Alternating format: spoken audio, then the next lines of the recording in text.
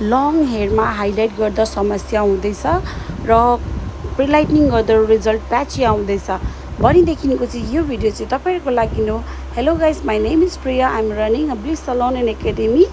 त तपाईँहरूले भिडियोमा देखे अनुसार तपाईँहरूले फोइलको लेन्थ चाहिँ हेयरसँग अलमोस्ट म्याच गर्ने हुनुपर्छ र तपाईँले एप्लिकेसन गर्दाखेरि चाहिँ पहिला फोइलमा अलिकति प्रिलाइटनिङको पेस्ट लगाएर अन्त हेयरलाई स्टिक गरेर चाहिँ गर्दाखेरि तपाईँको फोइल एकदमै लुज हुँदैन र राम्रोसँगले एप्लिकेसन तपाईँले गर्नु सक्नुहुन्छ र एकदमै मजाले इमल्सिफाई गरिसकेको बादमा चाहिँ फोइललाई चाहिँ टाइटली क्लोज गर्नुपर्ने हुन्छ र तपाईँले टाइटली क्लोज गर्यो भने चाहिँ तपाईँको रिमेनिङ रेस्ट अफ द हेयरमा चाहिँ प्रिलाइटनिङ लाग्दैन र जसले तपाईँको रिजल्ट एकदमै राम्रो भएर आउनेछ। र गाइस, तपाईँहरूले पनि यो टेक्निक युज गरेर हेर्नुहोस् र फोइललाई चाहिँ मजाले टाइटली क्लोज गर्नुहोस्। Thank you so much guys for watching my video informative लागेमा कमेन्ट र सेयर गरिदिनु होला।